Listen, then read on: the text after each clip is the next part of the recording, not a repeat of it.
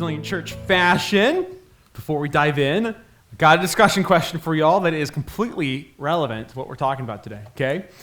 We're all big fans of Christmas traditions. I'm sure you all have your own, but get to know those around you, discuss this.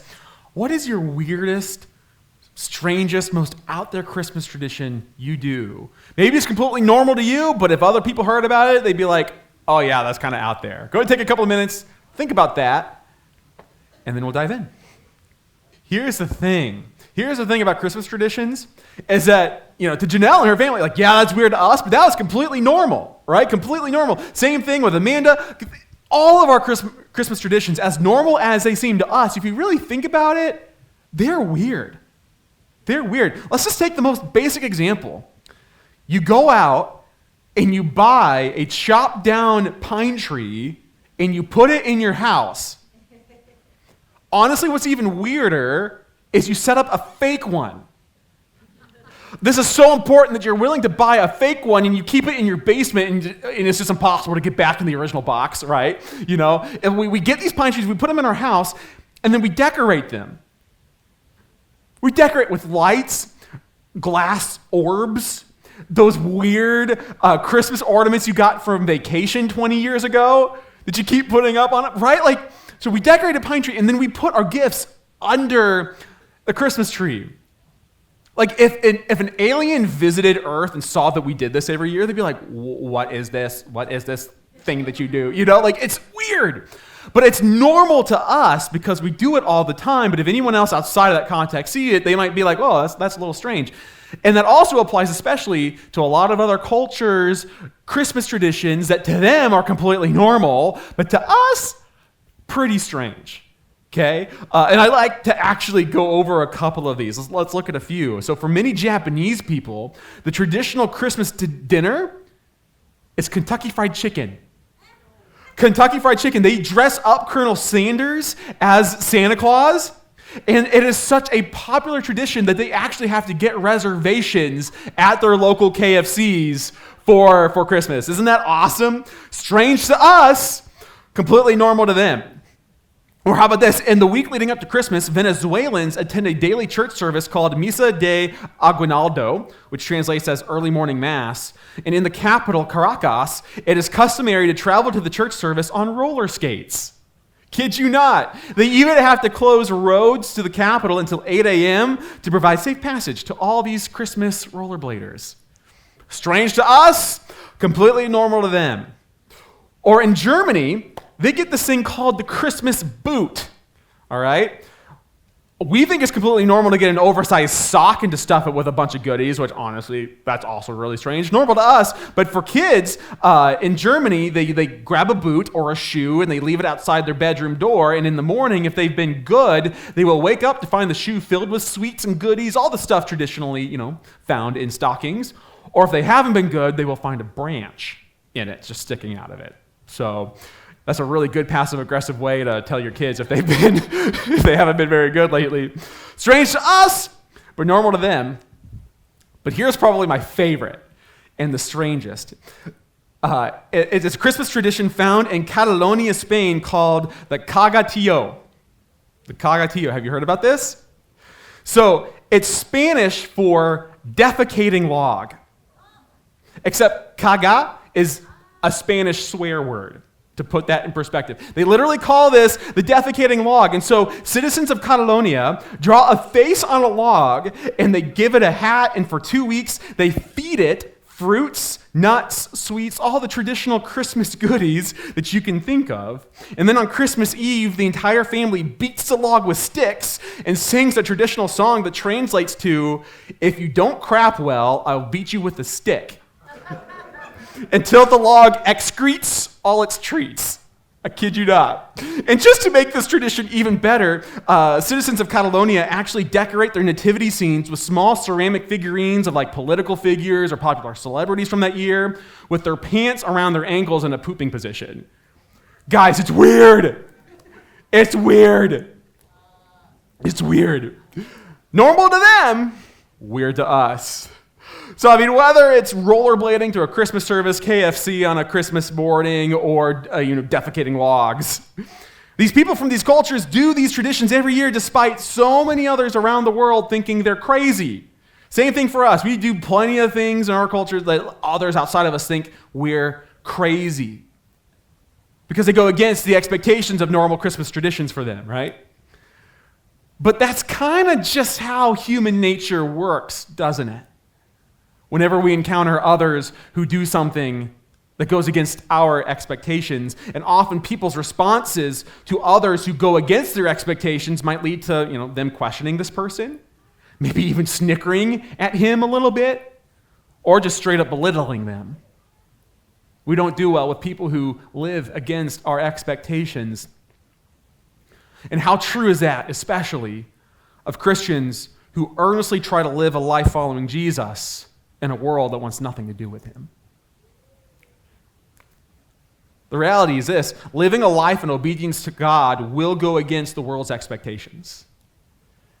And it's probably a shock to the world, even more so than discovering that the defecating log is a Christmas tradition that even exists, right? And the world's response to our earnest living of following Christ might honestly surprise us. So we are continuing on in our Advent series called Expecting. The word Advent just simply means anticipation. It's attributed to this 5-week season in the church calendar where we specifically acknowledge our anticipation that Christ is coming again, and that our expectation is that he will do as he promised, restoring heaven and earth into perfect unity once more. But the irony of the Christmas story is that Jesus, the Son of God, the Savior of the world, came to this earth through a series of events that completely went against people's expectations. Completely went against their expectations. So we're talking about that in this series. How did God's arrival of his Son go against people's expectations, and how does that relate to us and how we handle our expectations of God? And whether he does what he wants us to do, if he does what we want him to do, or if he doesn't do what we want him to do. How do we wrestle with that? So just a quick review. In week 1, we saw how God met Zechariah and Elizabeth's expectations for a son, but in an unexpected way, by allowing them to get pregnant despite their old age after decades of being infertile. In week 2, we saw how God called Mary to do something unexpected. Right? In the first example, we have how God met their expectations in an unexpected way. In the second week, we see God calling someone to do something unexpected, to be with child while being a virgin and unmarried, which would have put a lot of social strain on her. What do you do in those situations? Then last week, Pastor Isaiah looked at the Magnificat, the song that Mary sang when Elizabeth visits Mary. Or did Mary visit Elizabeth? Mary visited Elizabeth. That's what it was. They hang out, and those are what do we do in response to when God follows through with his promises? That's what we talked about last week. But then the ultimate question for this week is, what do you do when following God goes against the world's expectations, everyone else's expectations? It's going to cause strain. It's going to cause tension. And so we're going to figure out how to tackle that ourselves by returning back to Zechariah and Elizabeth's story in Luke chapter 1, verses 57 through 64. If you got a Bible, you can follow along with me. I'm reading from the New Living Translation, per usual. And as you're getting there, let me recap some of the events that have led us up to this point. Zechariah is a priest at the temple of God in Jerusalem. Okay? And Elizabeth belongs to the priestly line of Aaron from the Old Testament. So they are a very devout couple and a very devout followers of God. And their greatest desire of all time was to have a son. But now in their old age, it just seemed completely impossible. Well, God again, he showed up to Zechariah by sending an angel to deliver a message to him while he was serving at the temple.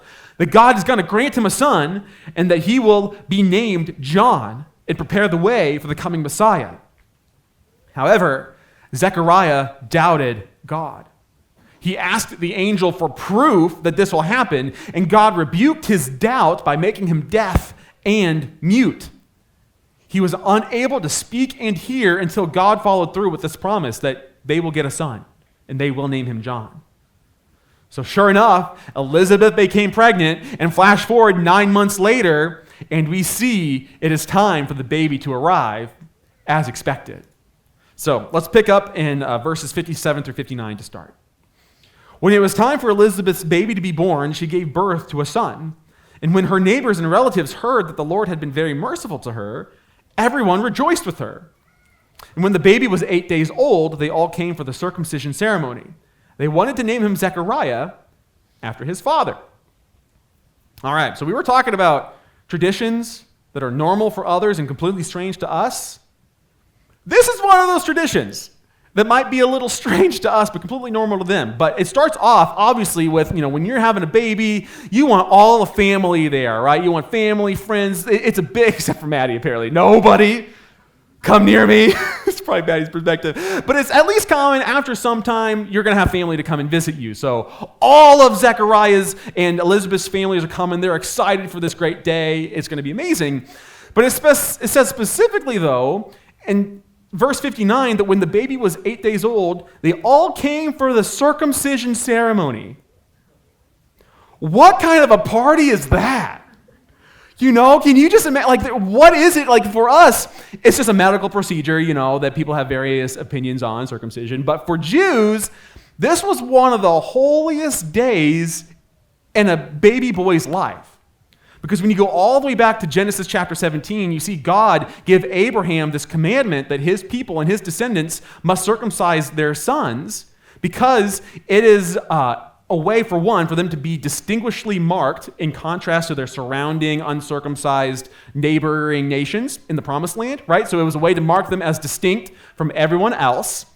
But more importantly, it was a way to mark them in the most intimate way imaginable, that they belong to God. That they belong to God. Don't ask me why it had to be that way, but that's what it ultimately signified. And so it was common practice, and especially around the time of Jesus' day, that baby boys, when they were circumcised, when they were dedicated to God, they would also be given the name. So they don't reveal the name until the circumcision ceremony. So 8 days, this baby's been unnamed, and we get to this moment, and the family members arrive, and they're excited, they're celebrating, and they are expecting that this baby boy will be named Zechariah. Because Zechariah had just been put through the ringer. It would just be an amazing way to honor Zechariah, because he had been mute and deaf for 9 months. And that seemed pretty admirable, but Elizabeth goes off script a bit. Look what happens in verse 60. But Elizabeth said, "No, his name is John." "What?" they exclaimed. "There is no one in your family by that name."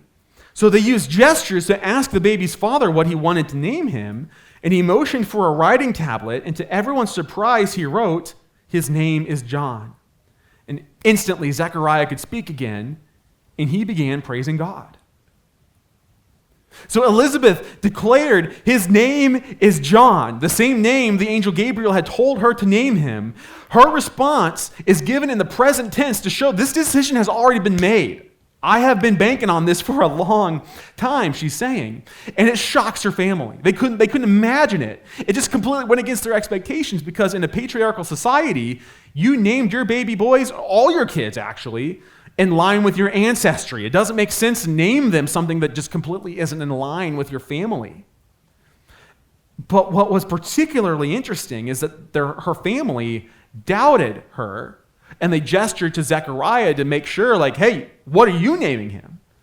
Unfortunately, it was very common in this culture to distrust women, and so they had to go to Zechariah and make sure, "Hey, she's not trying to subvert you, is she? She's not trying to get around what you want because you're mute, you're deaf, and I'm going to name him whatever I want." So they're making sure, you realize what's happening, right? But he gets a stone tablet and writes down, "No, his name is John." His name is John. And what was even more shocking wasn't just that declaration of this name, but it was that in that moment of obedience, in that moment of Zechariah and Elizabeth going off script against their family's expectations, God grants Zechariah his speech and his hearing back. He's rewarded for his obedience. You see, despite the fear, and perhaps despite the expectation that they would be ridiculed from their family, they still chose to follow God anyway. Because they knew that following God was greater than going along with others' expectations.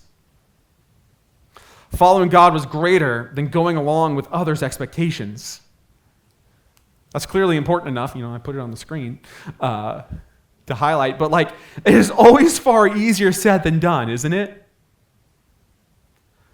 The pull to cave into other standards and the world's way of doing things is so strong. We're often caught between a rock and a hard place, between doing what God expects us to do and what others expect us to do. And there are a number of reasons why we might push back against God and doing what he expects us, and the tensions are numerous and why we might not do that. But I think one of the main reasons why we don't fully follow through with what God expects of us is because we don't want to be separated from others. Okay? We don't want to lose friends or family. We don't want to develop a certain reputation at our workplace or in our social sphere for being that guy or for being that girl. It's like, oh, you're religious? You're a Jesus follower, a Bible thumper, if people even still use that term. I especially see this occur a lot with our college students here all the time. They may have grown up in the church. They may have went to youth group every single week. They may love Jesus, but then they get to college and they meet a whole new host of people and are exposed to entirely new ways of living this life and believing things. And so they might even wind up befriending a large group of people who don't know Jesus and might even belittle those who follow Jesus. And they have to make a really difficult decision. Do I keep these friends and abandon my faith? Or do I follow Jesus alone? And often the fear of isolation wins out. And we latch onto that community because we don't want to be severed from them. But this is so hard because who enjoys letting others down, right? Who thinks having friendships severed is a definition of a good time? Who signs up to be exiled from their tribes? No, none of us want that. Nobody wants that. But sometimes going all in with following Jesus is the risk that we have to do. Jesus followers eventually might cave in to the world's way of sins, not because they insist on living their own rebellious way, but because they don't want to lose out on these relationships. But this is just the reality that we have to face. In Zechariah and Elizabeth's story, and their example here, really kind of paints a picture with one of Jesus' prime teachings that he gives in Luke chapter 9. He's hanging out with his disciples and he tells them, the Son of Man must suffer many terrible things. He will be rejected by the elders, the leading priests, and the teachers of religious law. He will be killed, but on the third day he will be raised from the dead. But then he takes that moment and he goes out from his little group of disciples there and he declares this message to the whole crowd that was gathered around him, that if any of you wants to be my follower, you must give up your own way, take up your cross daily, and follow me. If you try to hang on to your life, you will lose it. But if you give up your life for my sake, you will save it. And what do you benefit if you gain the whole world, but are yourself lost or destroyed? If anyone is ashamed of me and my message, the Son of Man will be ashamed of that person when he returns in his glory and in the glory of the Father and the holy angels. I tell you the truth, some standing here right now will not die before they see the kingdom of God. So when we choose to follow Jesus, we are choosing to give up our life. We're choosing to let go of our expectations of what we want. All of that is nailed to the cross with Jesus because we're declaring his expectations for our life are so much better than what we personally want. And I think far too many people try to cling on to both. Please Jesus here, please myself there, in a sinful way. Come to church here, but still get wasted there. Read my Bible here, but still watch porn there. Listen to a sermon on a podcast here, still hang out with toxic friends there. We try to cling to both, but Jesus is clear. If we try to hang on to what we want with our lives, we will lose it. Because he knows his way of life is so much better. So if we give up our lives, the gains are so much more worth the potential losses. I love to say this all the time because I so firmly believe it. Suffering in this life because of Jesus is so much better than thriving in this life without Jesus. Suffering in this life because of Jesus is so much better than thriving in this life without Jesus. Because, you might have all your life's expectations met, but you're destroying yourself. Because his way of life is better. So when we follow Jesus, we need to expect that our lifestyle choices will also then go against other people's expectations. It might shock them. It might turn them even away from us. But it might also inspire them. It might also inspire them. So despite all the potential pushback to Elizabeth and Zechariah's insistence on naming them John, the fact that God honored them for their obedience by giving Zechariah his speech and hearing back would have astounded their family. Here's what happens in verses 65 and 66 with what happens next. Awe fell upon the whole neighborhood, and the news of what happened spread throughout the Judean hills. Everyone who heard about it reflected on those events and asked, what would this child turn out to be? For the hand of the Lord was surely upon him in a special way. So obviously, the healing of Zechariah would have caused quite the stir, because this happened solely due to their obedience to God despite others' expectations. Awe fell upon the whole neighborhood, it says, because the news spread like wildfire throughout the Judean hills. They knew God had to have been present in this, but it resulted from an insistence of going against people's expectations. So all that to say, obeying God and going against culture's expectations will cause people to talk. And obviously that might mean dissension. That might mean making fun of you. That might mean severing relationships. But it could also mean inspiration, awe. People are compelled by those who follow through on their good moral convictions, even if it's in contrast to how that person might actually live their life. When we align our life's expectations with God's expectations, it might push people away, but it might also draw people towards him.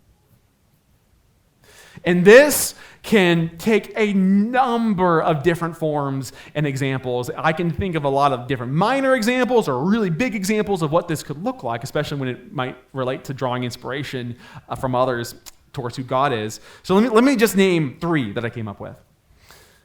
This has taken me all the way back to my high school days, okay? My first high school dance ever was freshman year homecoming. My second high school dance was my senior prom. So that meant there was 3 years worth of time, almost 4 years, where I'm like, nope, this ain't for me. This is toxic. This is baloney. I'm not doing this. Okay, and I was trying to follow Jesus the best I could as a young teenager, and I just knew, I just didn't want to be in that place. And so there were probably a lot of people who saw my pushback of not going to these dances as if I were a lame Jesus follower, a fuddy-duddy at that.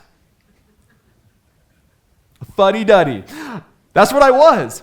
But what I chose to do instead is because I had such strong feelings that there had to have been other peers of mine, some of my friends who also felt the same way. And so what I would do instead of going to the dances, I would host an alternative thing where we just get way better food than what the dances offer, and we hang out, we play games. It was a much more positive environment for my peers to come and do something that was honestly more becoming for their life, but also for their faith.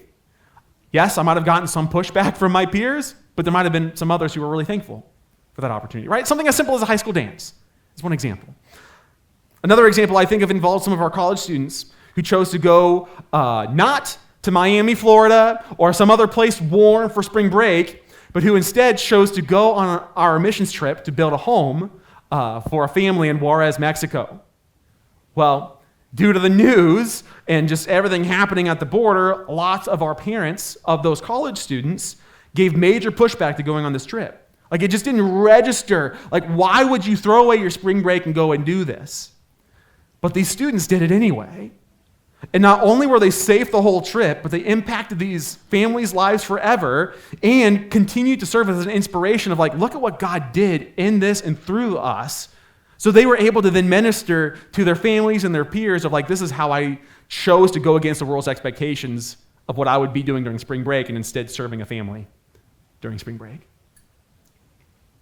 Another example, a radical example I think of people following Jesus, living in complete odds with culture's expectations, comes from this story in 2006 when a shooter went into an Amish elementary school and killed 5 Amish girls before taking his own life. It's devastating. It was a huge story in our nation. But what was so crazy about this story wasn't just a shooter story, but how the Amish people responded and went to the mom and dad of this shooter and offered forgiveness the night that it happened. How could even the vilest of people in this world not be in awe of that story? Yes, following Jesus goes against culture's expectations of how we ought to conduct our lives. But it can also inspire a lot of people. A lot of people discount God's presence and even how real he is because there's all this evil out there, right? But just look at all the good. And it becomes a compelling case, right? That God is still real. He is still good.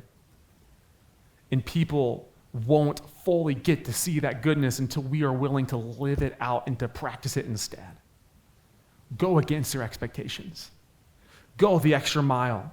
How can you serve others in a way that they weren't expecting? How can you be loving towards someone who doesn't deserve it? How can you heal a relationship that was the other side thought they blew it out of the water, there's no way you're going to forgive them, and you wind up doing so anyway? Talk about radical. You know, Paul says in Romans 12:2 that we are not to copy the behavior and customs of this world, but to let God transform you into a new person by changing the way you think. Then you will learn to know God's will for you, which is good and pleasing and perfect. Man, don't copy the behavior and customs of the world. Don't do what they expect. But let God guide your ways. Let him be the foundation of your expectations for how you ought to live your life. He will transform you, and through your obedience, he might transform others too, through your testimony.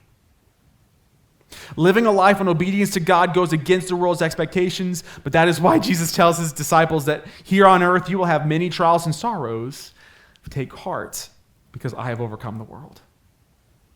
So all that to say, we have nothing to fear to go all in with Jesus. I get this impulse that maybe a lot of us here feel like we kind of have to live secluded lives. We're one person on Sunday, we know Jesus is real, and we're trying our best to live him, follow his commands here on Sunday mornings and around certain people, but then there's other areas of our life that we're living siloed lives. And it's time to combine them, despite the potential pushback and in light of the potential inspiration that we could bring. May we follow Jesus in such a radical way that it leaves others even more confounded for us than that moment when they learn that the defecating log is a Christmas tradition. See how I brought that back around? That was good, wasn't it? I'm never going to talk about defecating logs like ever again. I promise. Hold me to that. So as we continue on in worship, I'll have Mason come back up here. I just want to invite you to spend some time in worship. You can either stand immediately, or if you need to take some extra time sitting, just pray and just really think about what area in your life are you not letting God have complete control over because you are afraid of other people's expectations? Is there a habit that you've been holding back from breaking? Is there a way that you want to handle your money that God's saying, no, I need that? Is that practicing generosity, tithing? Is that giving to a charity or other people in need? You need to become more vocal about your faith and the work that he's doing in you. Maybe that can be as simple as you feel compelled to make your first ever social media post declaring how much you love Jesus. And that's something that nobody has ever seen you talk about before. Is it to finally take the next step in your discipleship journey? Maybe you need to get baptized. We got a service coming up at the end of January. It's coming up. And maybe that's a great step for you. Do you need to stop swearing? Do you need to love people better? Do you need to stop having so many drinks? Whatever it is, whatever expectation you are holding on to because you're afraid of what other people are going to think of you, submit it to God. Friends, and here's what I can promise you. Yeah, I might turn some people off, but you're going to continue to gain a family, and people here we love you so much. This can be your foundation to live boldly for the gospel. Come back here on Sunday mornings for a little pump-up rally to go and then live missionally on purpose wherever else you go and everyone else you interact with. You have nothing to fear. May we live with the same boldness that Zechariah and Elizabeth had, despite all the expectations they had going against them.